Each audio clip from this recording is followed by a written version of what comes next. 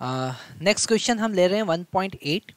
Okay, example का 8th question हम देख रहे हैं और इससे हमको जब charge particle magnetic electric field में रखा होता है तो उस पर कितना फोर्स लगता है, वो इलेक्ट्रिक फील्ड को किस तरीके से रिस्पॉन्ड करता है, इससे रिलेटेड हमको कॉन्सेप्ट पता चलेगा। मतलब यहाँ पर टॉपिक हम कवर कर रहे हैं इस एग्जाम्पल की हेल्प से, charge particle in electric field. Okay, तो यहाँ पर हमारा टॉपिक है चार्ज पार्टिकल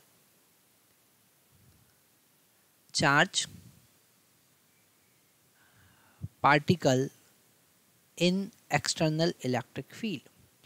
ओके, हमको पता है electric field E is equal to F by Q होता है। मतलब कोई चार्ज पार्टिकल अगर E इलेक्ट्रिक फील्ड में लगते हैं तो F फोर्स उस पर लग रहा है, E is equal to F divided by Q होता है। तो यहाँ पर F अगर हम कैलकुलेट करेंगे तो वो होगा Q इंटू E। कितना होगा? Q इंटू E होगा।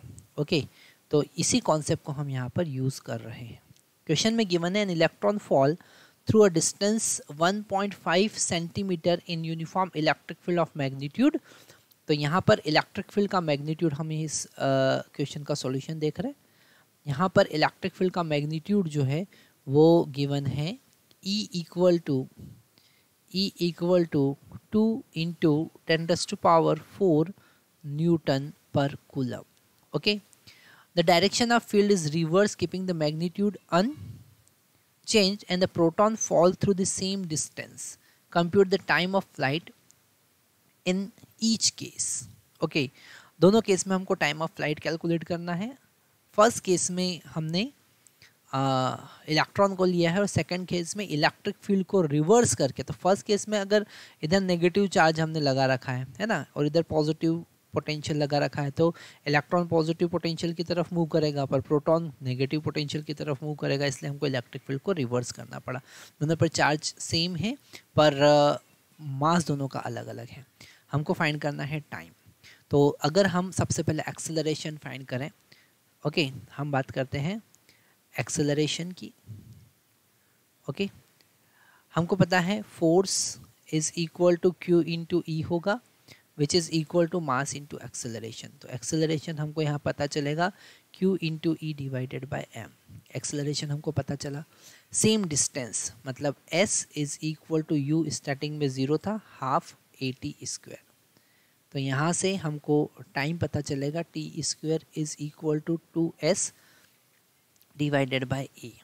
ओके, तो अगर हम यहाँ पर T का वैल्यू कैलकुलेट करेंगे तो T इज इक्वल टू हो जाएगा √2S बाई A का वैल्यू हम यहाँ से पुट कर सकते हैं QE बाई M, है ना। तो यहाँ पर हम अगर कैलकुलेट करें तो T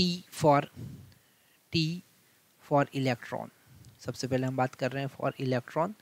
अगर हम इलेक्ट्रॉन की बात करें तो यहाँ पर T is equal to √2S divided by QE और M ऊपर पहुँच जाएगा।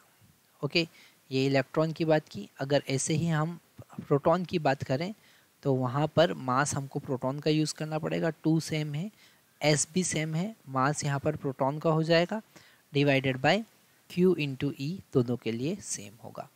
अब यहाँ पर बस हमको वैल्यू पुट करना है तो हमको दोनों का टाइम पता चल जाएगा। ओके, वैल्यू कैसे पुट करेंगे? यहाँ पर M मास ऑफ इलेक्ट्रॉन और मास ऑफ प्रोटॉन हमको पता होना चाहिए। यहाँ पर अगर हम इलेक्ट्रॉन के लिए बात करते हैं पहले, तो फार्मूला तो दोनों के लिए सेम ही होगा, बस मास का वैल्यू हमको दोनों के लिए अलग रखना है। तो पहले हम यहाँ पर इलेक्ट्रॉन के लिए कैलकुलेट कर लेते हैं, है ना। अगर हम मास की बात करें तो इलेक्ट्रॉन का मास जो होगा M, वो होगा मास ऑफ इलेक्ट्रॉन वो होगा 9.1 इंटू 10⁻³ kg। ओके, और अगर हम चार्ज की बात करें E, तो वो 1.6 इंटू 10⁻⁻19। यहाँ पर नेगेटिव चार्ज है तो हमने ऑलरेडी फोर्स का डायरेक्शन उसी अकॉर्डिंग लिया है, कूलम। और यहाँ पर E इलेक्ट्रिक फील्ड तो गिवन ही है। इलेक्ट्रिक फील्ड कितना गिवन है? 2 इंटू 10⁻⁴। सबका वैल्यू हम यहाँ पर पुट करते हैं। टाइम फॉर इलेक्ट्रॉन हमको पता चलता है 2 into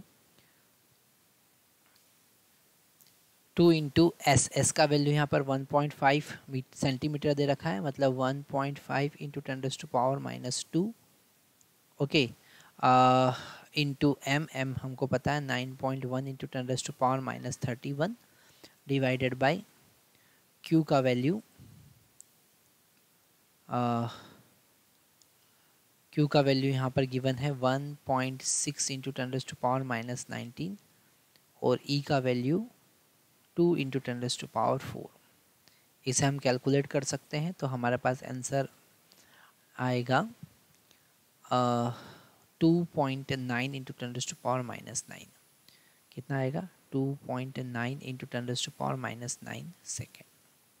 same as it is हम प्रोटॉन के लिए भी कैलकुलेट कर सकते हैं।